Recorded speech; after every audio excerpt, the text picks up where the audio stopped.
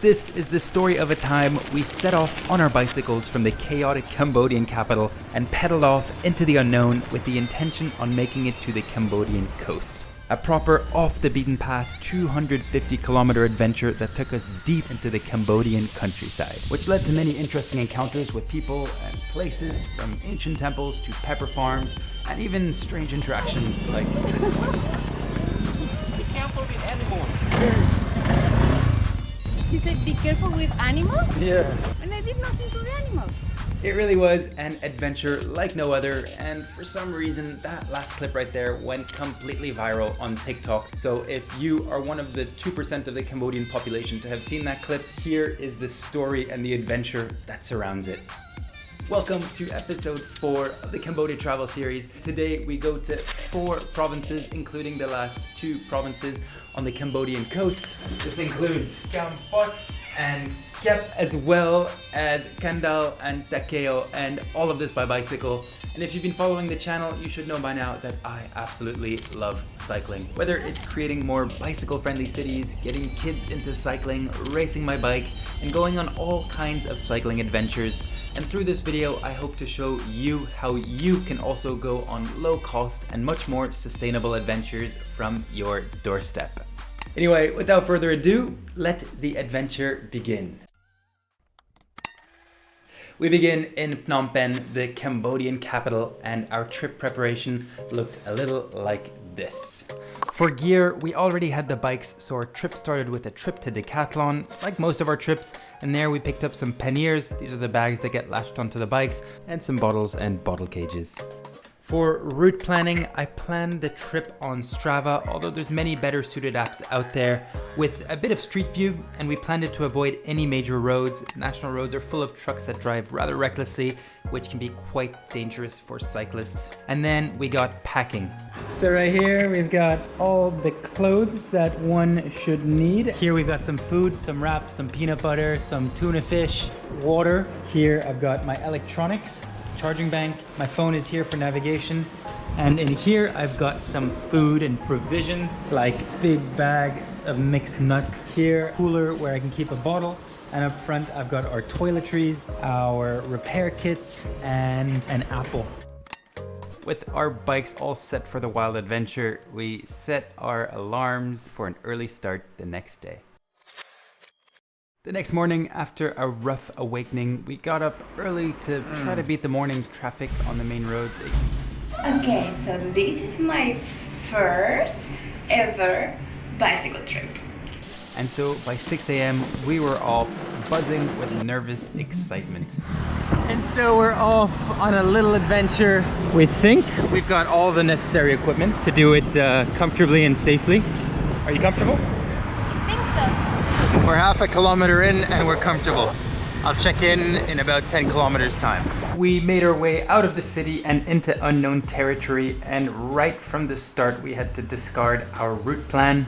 We couldn't follow the road we had planned to take because they had a sort of roadblock, and the guy was indicating that he would chop off our heads if we crossed. We're taking a parallel road. It isn't on the map because it's still very much under construction.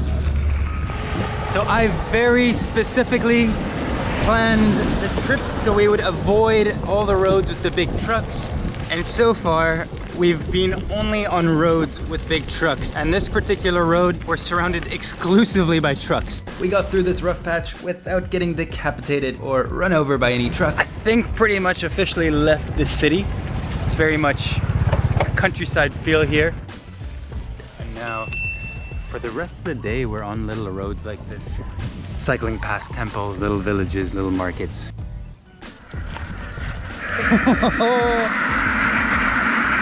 Never before have I heard a symphony of ducks like that. We kept pedaling south into increasingly remote lands, and then we crossed over into Takeo, province number 5 of the travel series. We're 2/3 into day 1, and we've set ourselves a lunch break here at Chisor, which is a temple up this little mountain. Oh, that's brutal. We're putting a lot of effort into climbing this hill. We don't even know what's at the top. Either way, we will have lunch at the top, and that's something to look forward to. Chisor is an ancient Hindu temple built back in the 11th century. Cambodia has a really interesting Hindu history, but we'll cover that eventually in the Siem Reap Angkor Wat video. This particular temple is at the top of a mountain and so offers really great views on the surrounding landscapes, onto rice fields and nature as far as the eye can see. Not such a bad place to have lunch. So for lunch, we've got a stick of meat, du saucisson. We got some peanut butter, some wraps, some tuna fish. We have some oat cookies. What even is that? It's a type of chicken turkey. That's exactly what it looks like. In Spanish, I call them guineo. They have a very fashionable coat.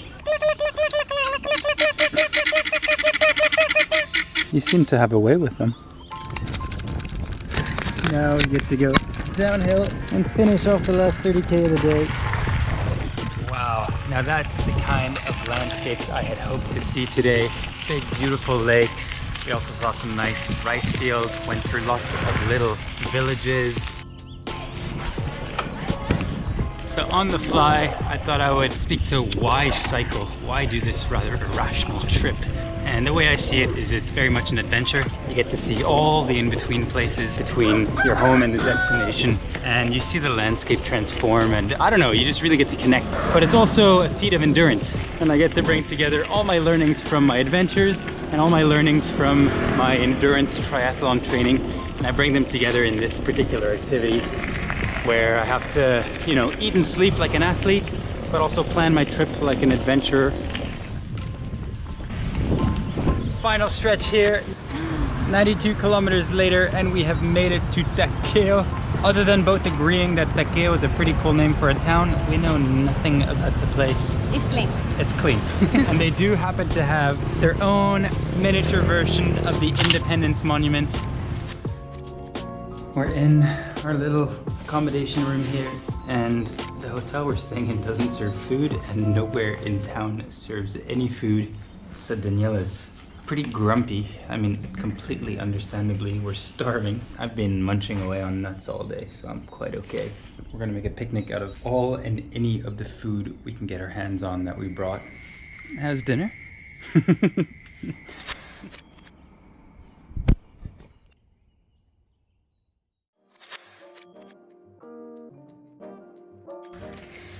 Just after 6 a.m.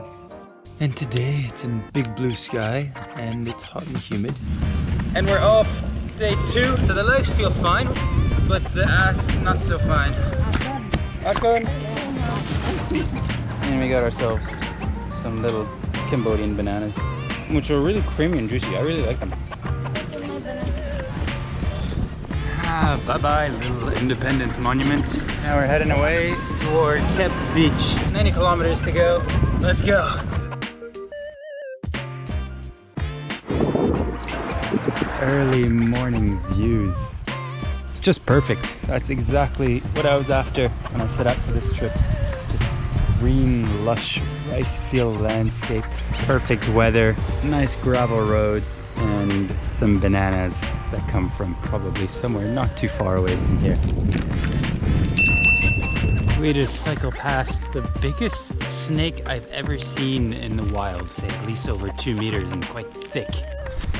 30 kilometers in, we're making our first technical stop. 1/3 done, 2/3 to go. Today is the opposite of yesterday. It's baking hot.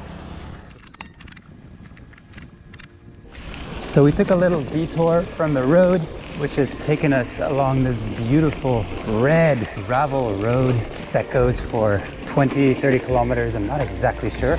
It's just such a pleasant ride. The further we get from the main roads in the cities, the more beautiful it gets. Thank you. Auf Wiedersehen.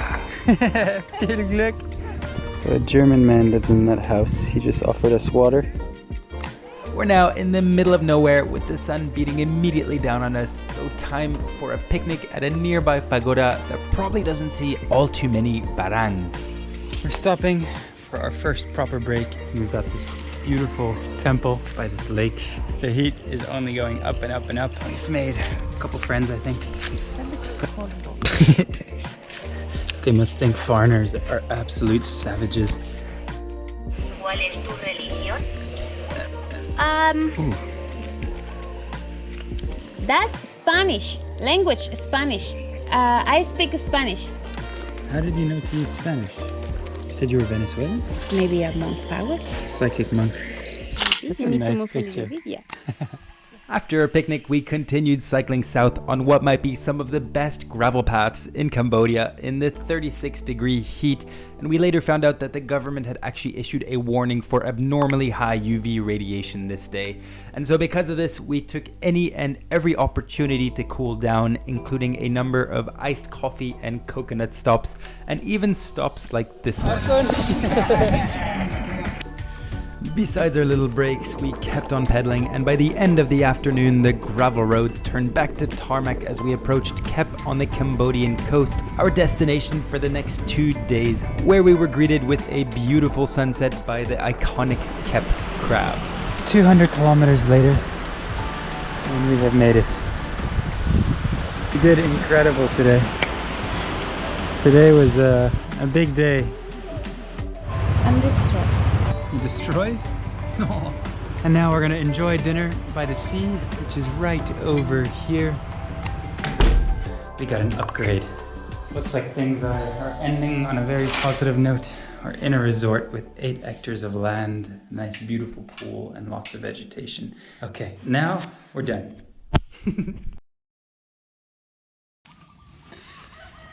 Good morning on day number 4. Yesterday was a rest day. We spent the day by the pool. We're here in Kep. We've got a beautiful national park behind us, and the sea is somewhere over there. And just in case you're planning a visit to the Cambodian coast, Kep, the smallest province in Cambodia, is a great place to come and relax and be surrounded by nature. This time around, we stayed at Q Bungalows, which we highly recommend. As for seafood, if you're on a budget, we recommend beachside tacos, and the menu mistakes gave us a good laugh. Crispy. Pulled pork, or if you want, there's also the Grisby fried fish, and then there's an extra with the guacamole. And from Kep, you can also catch a boat to Rabbit Island, which is less than 5 kilometers away. This is a small island, ideal for relaxing, full of huts and hammocks. So we've made it to Rabbit Island. Anyway, back to the cycling adventure. Today we have a quieter day. We're going to cycle back up inland to see some pepper plantations, and then we'll travel westwards towards Kampot. Where are we going? The plantation, or la plantación. Which is a big pepper farm. Cambodia is very famous for very high quality pepper. We'll see you at plantation. By now, you've probably got a good feel for what the Cambodian countryside looks like. Lots of mud and gravel, lots of cows, and every now and then you can find yourself going along a slightly more shaded corridor. So with that, we will skip ahead to reaching plantation. We're now entering La Plantation, the agro-tourism site where a lot of very high quality pepper is grown. The sea breeze mixed with the humid tropical weather makes for an ideal growing environment for pepper. At least that's how I understand it. I'm sure we will learn more very shortly. We just finished up the tour of the plantation, and there's really just something about wandering around a plantation that's really relaxing. We saw all the different kinds of pepper plant and learned a whole load about how they derive the different colors and the amount of manual work that goes into it, hand picking individually the different kernels of different colors to separate the different qualities, and then all the post-processing and the drying of the plant. Really quite a fascinating process. And we also got to taste different products that are made with this pepper, and you can get quite creative with pepper. Some vanilla red Kampot pepper and some chocolate extreme black Kampot pepper ice creams. Tasty. So at first it's just normal chocolate ice cream. It's so rich that you don't taste the pepper. And then boom. And then as it melts and you swallow, you get this kick of spicy black pepper. It's really nice. Very unusual. After our visit, we set back off to complete the last 18 kilometers of our trip with a few scenic stops. So we've taken our first break with our new friend right here. He's a little bit shy.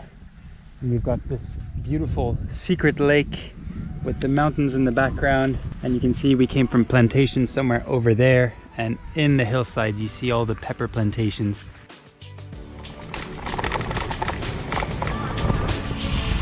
I think this is us arriving into Kampot. Our official endpoint is the DURIAN roundabout, which for some reason feels like the city center. So that little statue thing over there is one big DURIAN, which makes up a roundabout, which means a couple more pedal strokes and we have arrived at our final destination. Finally Phnom Penh to Kampot. done! Happy and proud and relieved that we've made it in one piece. We spent the next couple nights in and around Kampot city, which really deserves a video of its own, which I will get to in the future. But for now, in short, Kampot is a pleasant, easygoing riverside city famous for its durians, and it also has a population of creative expats. And with that, there's some really good restaurants. There's always events happening, like live music events. And if you come to Kampot, the 3 key things to do might include walking around town, which features some beautiful 19th century French colonial architecture, as well as a central market that sells almost anything and everything. You can also go on fun sunset river cruises, but do pick your cruise wisely. We took a sunset boat ride expecting it to be nice and romantic. But then We have Cambodian Tomorrowland. the Cambodian techno came on. You know, it was funny at first, but after 3 hours, it was more of a nightmare and wasn't really compatible with the beautiful natural scenery. And 3, Bokor Mountain, a national park 11 kilometers from the city center, which has monuments, churches, pagodas, abandoned buildings, and waterfalls, which all makes for a really good day out. And lastly, in terms of places to stay, Kampot really has it all. If you're looking to escape the big city, you can stay at somewhere like Kampot Cabana, or if you're after something more comfortable and clean with AC, we recommend Wonders. This brings us to the end, and what a fun adventure that was. I am glad and relieved I finally got around to editing this big mess of footage, and I certainly hope that you feel, well, 1, inspired to go on a cycling adventure of your own. They're a whole lot of fun, and as you can see, you really don't need that much gear. And 2, I hope you also feel inspired to visit Cambodia. We are now open for tourism, and there's a lot to see and do, and you can use this travel series to help you plan your trip. Next up, I might make a short video where I go in a little more depth on what there is to see and do in Kep and Kampot, and then we're going up into the Cambodian highlands to the provinces of Mundulkiri and Ratanakiri, where we had an incredible trip trekking in the jungle, swimming with elephants, living with indigenous tribes. Fantastic experience like nowhere else in Cambodia. So super excited to get around to editing those. For now, that's it. If you enjoyed this video, consider liking the video and subscribing to the channel. That's it from me. Until next time.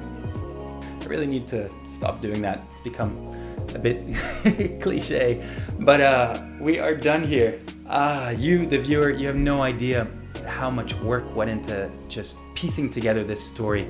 Okay, I started with about 8 hours of footage and had to cut it back to less than 20 minutes. I know it's still long, but it captures the essence of the trip, and it's something I can look back on in 10, 20 years time and laugh and cringe and recall this fun little adventure. Okay, rambling here. Bye-bye.